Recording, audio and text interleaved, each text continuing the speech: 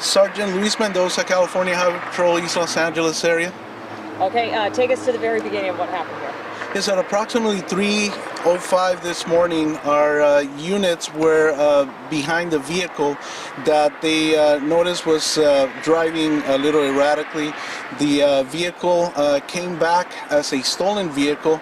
Our unit proceeded to attempt a traffic stop on the vehicle, and this was in the surface streets in East Los Angeles, in the area of Olympic Boulevard and Tuttle. The vehicle then decided to flee from our units after our units turned on their code 3 lights and tried to pull it over. The vehicle traveled westbound on Olympic Boulevard towards Downey Avenue, made a right turn onto Downey Avenue, and then entered the 5 freeway northbound. The vehicle then proceeded on the 5 freeway northbound and transitioned onto the 101 freeway northbound, where it came to exit here at 4th Street. The vehicle was traveling at a high rate of speed, went through the red light, and as you can see behind me here, lost control of the vehicle and collided into that tree and the fence that you see behind me.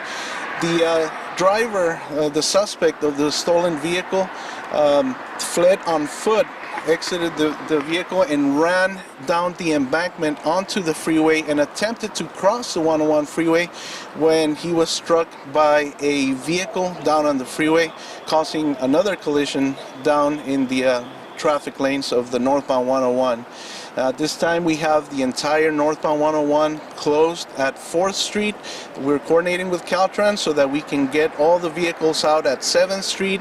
In a couple more minutes we're going to open up the 4th Street off-ramp, and we are now calling our investigators to document the traffic collision.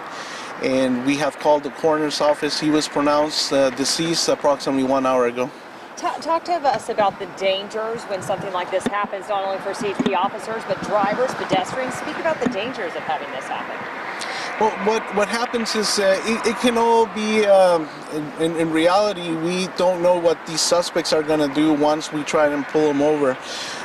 In this case, in this scenario, the suspect decided to flee and at high speeds, and of course at this time of night very light traffic, so the speeds involved are great, and that just multiplies the chances for a vehicle collision to cause some serious injury.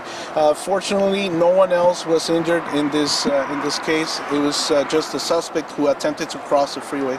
Two quick questions. Was the officers in foot pursuit when this gentleman went across the freeway and was hit? That's right, yes. Our officers were behind the suspect on chase, on foot, but stopped when they realized that the subject was trying to cross the freeway and ran towards the center divider of the freeway. At that time, the suspect was hit. And let's talk future here. This is going to be a traffic nightmare for you guys. What do you expect? How long this is going to be closed, and what alternatives could people take? Well, we expect this freeway to be closed for approximately 2 to 3 hours. We are hoping to reopen before morning traffic resumes.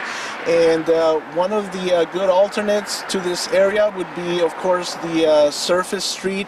If you're headed into downtown Los Angeles, taking Olympic Boulevard, taking Cesar Chavez Avenue. Also, perhaps taking the 10 freeway onto the 101 rather than the 5 freeway northbound onto the 101. So there's definitely alternate routes that people can take, but of course we're going to try our best to clear the scene before morning traffic, the morning commute resumes.